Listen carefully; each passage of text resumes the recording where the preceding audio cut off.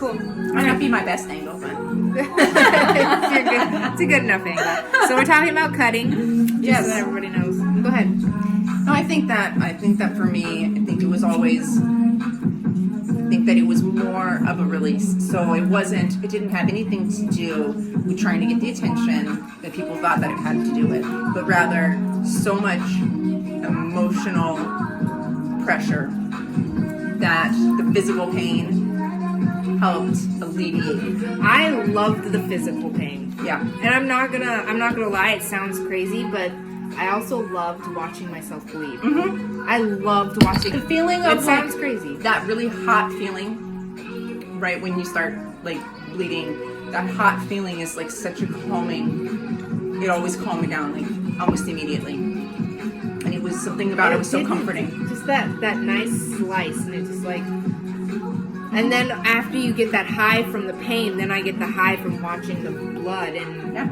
I know it sounds insane, but that was one of the best drugs I ever did. Mm-hmm. I feel like if I could do that again, it would be amazing. But of course, Yep. No, my cousin and my cousin's the only other person that I can like sit down and like relate to on it because I was actually in a magazine for cutting. I don't know if I ever told you that. Oh, I haven't told you that. You that. I haven't told my viewers that. I was in a magazine when I was 13, and it was I knew a friend that had this opportunity, and it was all about depression and cutting and stuff like that. So,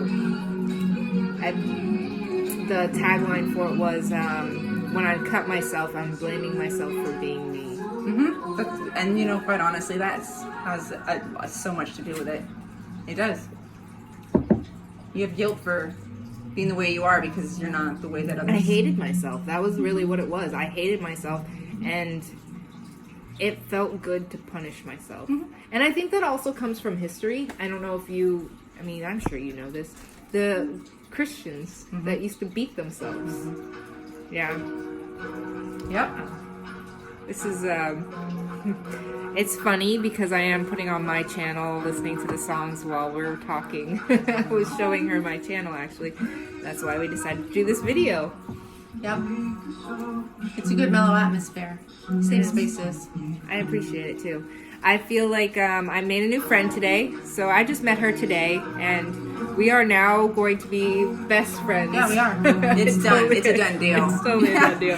No, because I even cried in front of her today. You don't even know. Like, I draw this out of people. Though. I don't cry easily. I made a hunter cry this summer. Yeah? Big tough guy who hunts for sport. His sport is murdering things, and I made him cry, and he was horrified with it. And now his mother's genuinely concerned about him. It's a true story.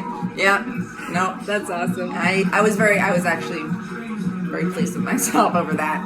I didn't make him cry because he was sad. I made him cry because he felt feelings, and I think that a lot of people are like they have this notion that that's not Okay to cry. So I actually agree. That is why I have a hard time crying, I think. Yeah.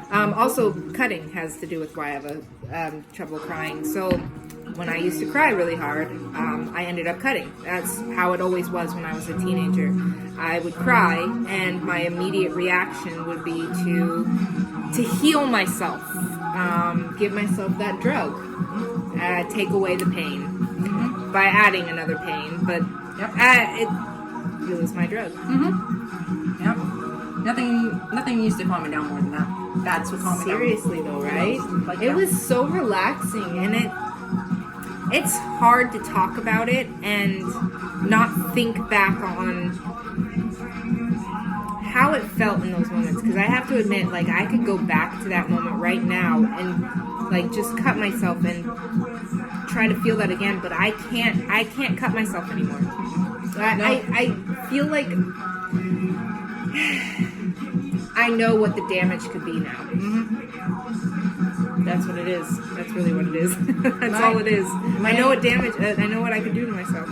My dog. She understands. She can see the symptoms, so she can see the signs if that's a thing that I am thinking, and she will come. She'll lay on top of me, Yeah. That's the dog right there. Yeah. She's a good thing. She'll lay on top of me because she can see the body language. The body language is me with my palms on my scars and like not being able to not move. I have to move. I'm Do constantly you moving. still crave it? Yes. Oh, I absolutely do. And when crazy. it's fascinating to me that she's so intuitive that she can see that and she knows that that's not something that I want to give into enough to the point that she would like make it difficult or that she would make it apparent that I have somebody in the room with me right now that doesn't want me to, which is awesome. I mean, that feels so good. It really does. Because I feel like for my entire adolescence, there was nobody else in the room. So it was... There's a lot of cutters when we were teenagers. Yes.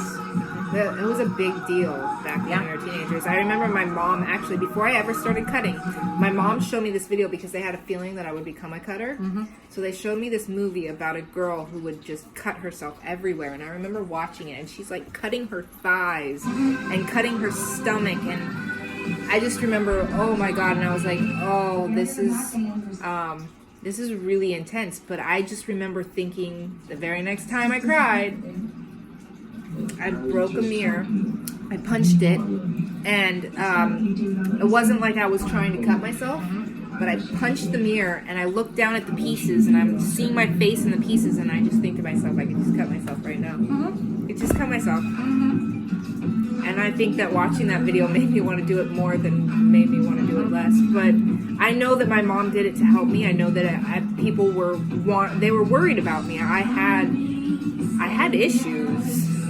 I had a lot of issues. Yeah, we all have issues. I know, everybody has issues. And you know what? It's very true that no matter who says, oh, I have no issues, I'm fine, I'm a perfect human being, those are the ones you have to worry about the most.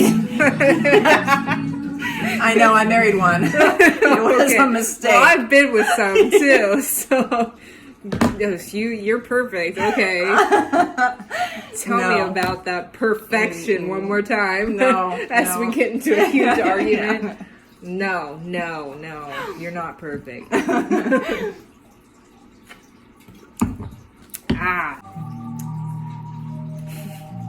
I feel like the best relationships I've ever had are people that at least at one point have experienced that same sort of high from some aspect of self-mutilation, because I feel like you're on a different level at that point when you hate yourself so much that you want to damage your own body. I mean, because I used to have really bad acne. I think that was one of the reasons why I hated myself so much too. Mm-hmm. But it was more than just that. I was bullied. I was made fun of. I had sexual abuse, physical abuse. I had all kinds of things that happened to me that I just was like, I'm done. I don't like who I am. Yep. And it was easy to just slice my arm. Yeah. Well, when you get treated like shit from everybody else around you, it's hard to see self-worth. I don't know if it is. You can see scars. You can see one right there. But I have a ton. Mm-hmm. And she has some too. I do. They're a real thing. I had never met anybody that would cut themselves like from head to toe until bikini season with my cousin. And she's one that has them all over her body. And I told her, I think they're sad, but I think they're beautiful at the same time. And I think it's sad that you have to cover them up. Have you heard the song "Scars to You're Beautiful"? I love that song because that's exactly what it is. Like I feel like girls with scars are beautiful. I feel like they're more beautiful. They tell such a provocative story. They tell such an intimate story about what you've experienced, and I just feel like every time I see, I want to know what the story is behind it. I want to know what happened that put that one on your body. What happened? Was it something as simple as like you had like a really rough day, or was it something genuinely like heart-wrenching? Like, did you lose somebody, or were you hurt by somebody in some other way? One in the right direction. I don't know if you noticed that, because the other ones were all for drugs. Like, I was all, other than this one I think I tried to kill myself, but I did it the wrong way. I know some people have done it the wrong way before. I got made fun of for doing it the wrong way. That's such an absurd thing. Right? It's even worse than the already problem that I had. I got made fun of for doing it the wrong way. So I have one going the right way, right along a vein, actually. And that one is, that's probably my worst one that I have, but that was a definitely an interesting experience. It is, isn't it, though? But every one of them, at My least... mom found a blood stain in the shape of a heart after she found me. Did she? Yeah, it was my blood stain was in the shape of a heart. Isn't that crazy? Was it a fueled incident by something emotional in that sort There of was sense? multiple things. So my ex had just broken up with me and already had a new girlfriend that she had been hanging out with for the past week, pretty much, or a few days. She had already moved on. No. She moved on while we were still together. Yeah. That's what made it really bad for me. And that wasn't the only thing. I had literally uprooted my life and went out and, I mean, like, I didn't uproot everything, but I was planning to uproot everything, and I had uprooted a lot already.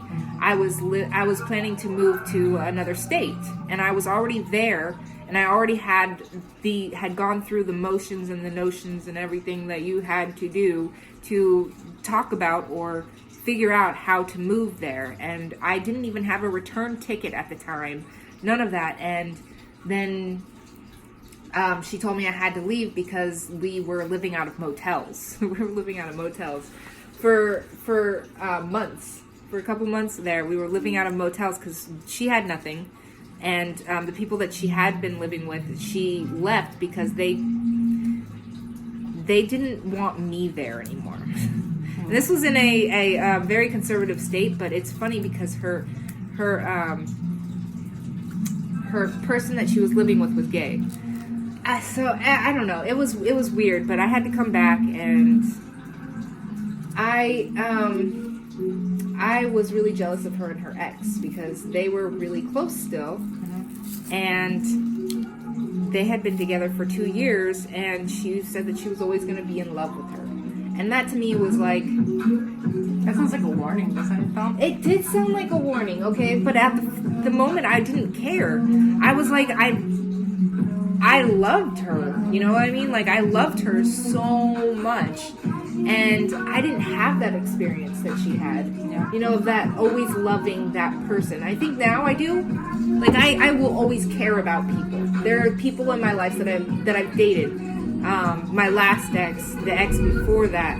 There's... It sounds so I hope beautiful. it rains. I hope it rains. I hope it rains. You're right, it's gorgeous. It sounds beautiful. It sounds...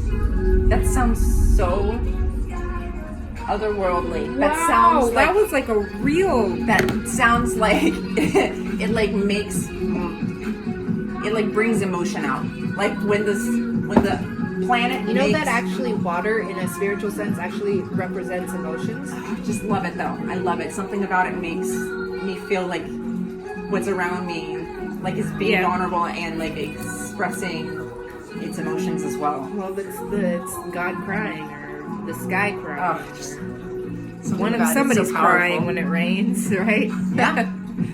But no, I think that it tore me apart, and I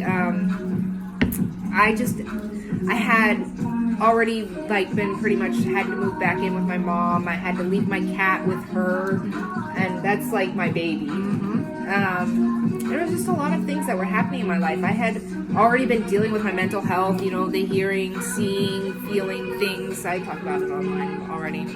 I had been dealing with my mental health really big time. This was just after my second episode that I had really badly had, and I wasn't in a good place in my life, and things went downhill. So I tried to commit suicide. The last blood stain that I had on my sheets was in a heart shape as well. Oh, I know. And I didn't notice it at first, and I got into bed the next night, and I was like, lay down, and I was like, that is in shape of a heart.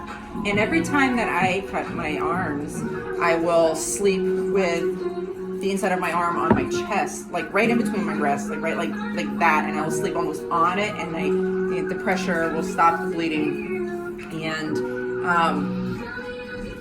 it was perfect heart, and I almost felt guilty washing my sheets just because I felt like something about that was so symbolic.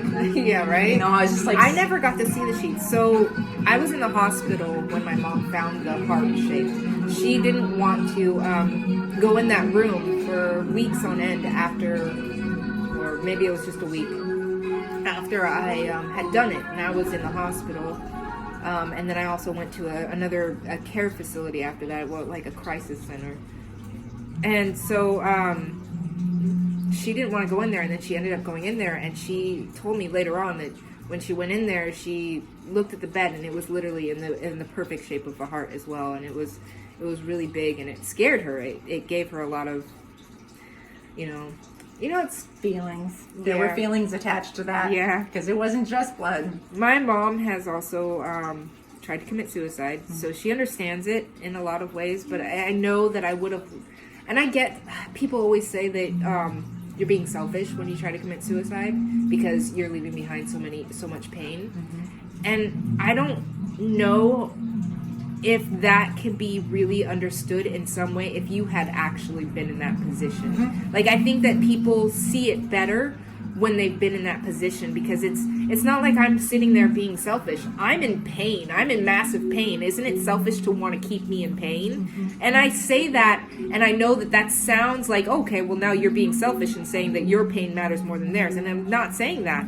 But what I'm saying is that sometimes it's like the butterfly effect. People think that the world would be better off without them. Mm-hmm. Not that they are going to leave behind this whole pain. No, it's that the world would be better off. And I promise the people that I loved would be better off without me. Yeah. That's how it feels. That's not like, oh, well, I'm sitting here in this selfish moment. No, I'm thinking carefully about how much better everyone's life would be without my pain. Yeah, well, when you have to go through it for months on end. Right? Or years on end. I mean, like, I know you've been in a depressed state for a long time before, right? Yeah.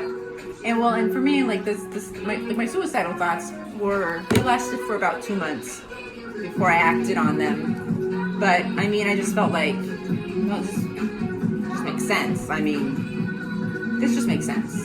Yeah. And I feel like personally, I had to make the fall in order to understand why I don't want to make the fall again.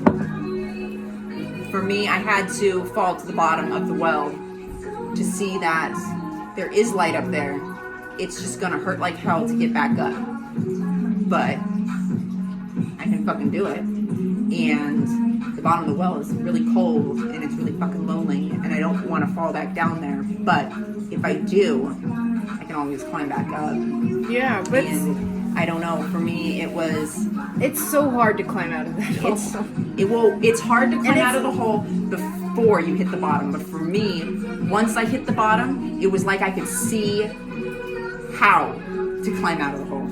For me, when I was like, I think that's you get a better perspective, and I know we're talking about it in a metaphorical sense, but it's really literal at the same time, because I mean, you get a better perspective on everything once I feel like I've gotten the best highs at the bottom of the and that sounds crazy too, because I'm a drug addict. I'm an ex-drug addict. I shouldn't be doing those things that give you a high, but in life. Everything can give you a high. Yeah. So you can't stay away from anything that will lead you back to drugs. There's no way that you have to literally just be on a strict route. But when I was so depressed, there was this feeling that I would get. And it almost felt like it was like the deepest, darkest hole, like the type of high you would get from pain. Mm-hmm. And it's pain, because I'm in pain. Yeah. So I don't know, because especially coming up from that it just gives you a real amazing high. Mm-hmm. Like building yourself up after that low. Yeah. That is the best high, it too. Is. Like seeing yourself at a strength after having gone through that. Yeah. That, oh my God, that was one of the best highs, too. And it feels outrageously empowering. It does. It feels very empowering. But even that low, feeling that low, just allowing yourself to feel that low, it gave me such a high, because there was something about it that it was like, this is meaningful. Yeah. That's really what it is. Yeah, you're learning something. Yeah, You're learning absolutely, something absolutely. in all of the darkness and all of the ugly, and it's something that you don't forget. No, you don't forget it. Even if you are able to put the actual actions behind you, something about the feeling is always there. I feel so renewed. I feel like how they use that metaphor of the butterfly. It's Are you like, talking about in the butterfly effect? no, just like in general, like the metamorphosis, like there's that cocoon effect where you're making transformation, and I went through that for a year where I would just like not go out and I would just hide in the house and I didn't want to know people. I did that too. And then I made that fall, and now I've like climbed out of that cocoon now, and it's like I have no intention of going back into that cocoon ever again. I don't want that anymore. It's like see It's things hard to very come- different. It's hard to go back to the person you were before the metamorphosis. I've had some crazy things happen to me, and in the moments, I'm like, this is the worst thing that could have ever happened to my life. This is horrible. Yeah. Later on, I look back and I think to myself, I wouldn't take back who I am for anything. So if that moment had to happen to make this person right here, then it was worth it. Yeah.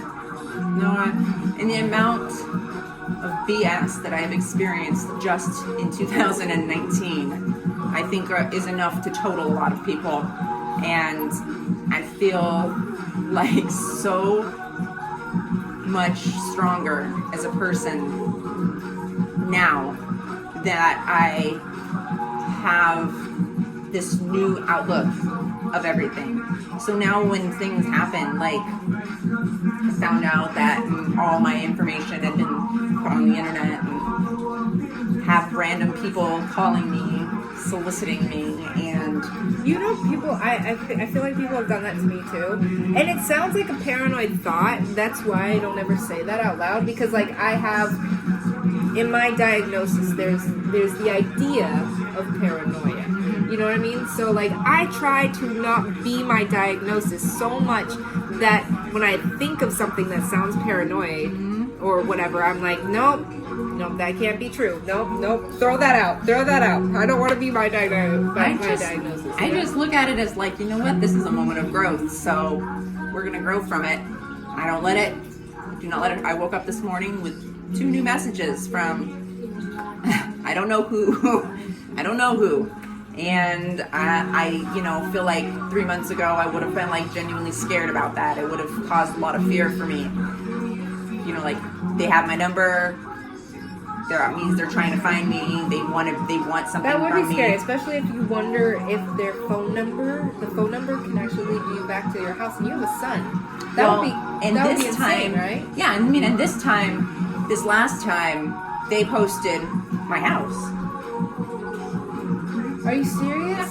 Yeah. Oh wow. And so it's like it's a whole thing. But instead of allowing myself to be How did you find this out, though? I have to another ask. one of those random text messages, So, this was your who? my ex-husband. Okay, that is doing this. Okay, see? Now people get really revengeful out in the world, especially when it comes to divorce. Yeah. Yes, they do. I'm Apparently. really sorry about that. But the one thing that I feel like I've Oh, no. started to understand through all of it is the fact that I have road A and road B, and that I can choose this way or that way, but I can also make my own path. I can go for a hike too. Yeah, that's always a good idea. I God, I don't know how you do it. If I was living in a house that was advertised online, that's crazy to me.